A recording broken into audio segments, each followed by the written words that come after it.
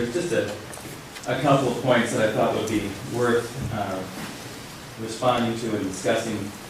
One thing Hank and I meant to talk about was the fire department letter, because we received it, I think, yesterday and took a look at it.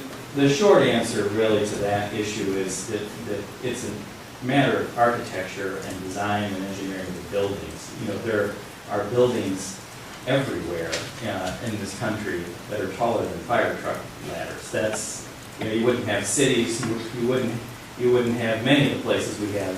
So you don't have to have a fire truck ladder get to the top of a building to be able to manage fire safety.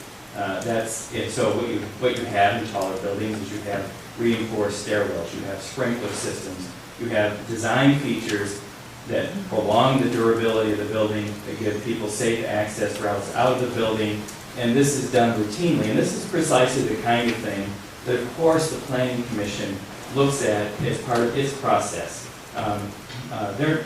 They have all of the control to dictate to us that you can't build a building that's not safe. No matter if the ZBA told you could build a building 60 feet tall, that didn't mean that we have to agree that you can build an unsafe building. So these are the kinds of issues that will be addressed if the variances are granted as part of that architectural process. The same thing with how tall the flagpole is, or the cupola, or other architectural features. You know, to some extent, those are exactly the kinds of things that the PUD and planning review process can address. And so what you're talking about is how high can you build to the midpoint of the roof? That's what the ordinance talks about. Anything else beyond that that's decoration and somebody thinks is nice looking, somebody thinks isn't, that's part of the give and take of the PUD process. Which leads to another important point. I mean, because we've heard a couple of people just flatly say, you got to just go home. You can't even look at this application. And I wonder if they have read, I know I have, and I'm sure some of you have, if not all of you have read the history of the variance process in this township, because it goes in exactly the direction that we're proposing. And very often the variances are granted and they say, but the variance is conditioned on going to the Planning Commission, submitting proper site plan review documents, submitting whatever else is required, and getting the Planning Commission to approve them. The first thing I asked Mr. Ellickson, besides, you know, what his name was or how to spell it, I think, was, what do you do, this was years ago, what do you do when you have a PUD that has a component of it that's a variance? Where do you go first? Do you go to the Planning Commission first, or do you go to the ZBA first? He said, my preference is always to go to the ZBA first. And that's because the process with the Planning Commission is much more detailed, much more involved, and takes a lot longer and costs a lot more money. And what on earth would you want to spend, your township want to spend the time, the applicant want to spend the time with a design plan that we may get here and you just say, sorry, that's not even on the table. So you got to start here. We've got to be informed about what's potentially viable before the Planning Commission.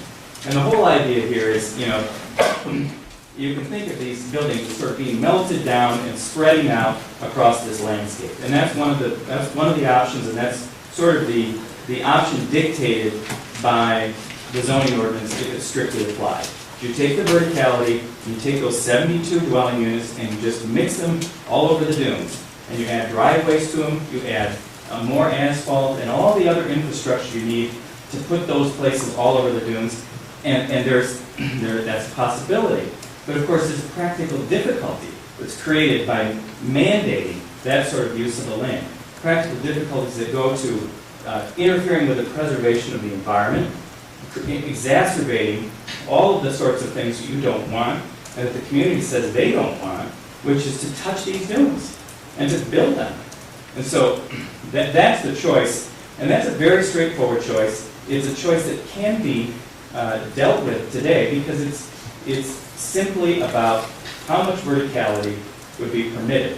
And the only way you can concentrate that density to the point where you can nearly eliminate the housing anywhere else in these dunes is to go higher. Otherwise, you know, if you want to mix and match, you're just still going to end up with driveways and houses in the dunes. And that's how the use and benefit of this property will be enjoyed under the strict letter of the ordinance. The last thing I wanted to just, and I think it's already been addressed, but to the extent there are issues about how many housing units, where these buildings can be built, what other sort of protections are put on the land, those are all tools in your toolkit, to impose conditions. And just say, you want this variance? Here are the conditions that run with it. And you either have the variance with the conditions or you don't have it. That's precisely the way the Broward variance was granted. It's still out there, it still runs with the land, and that's the way it works. So, and those are really the points I wanted to make.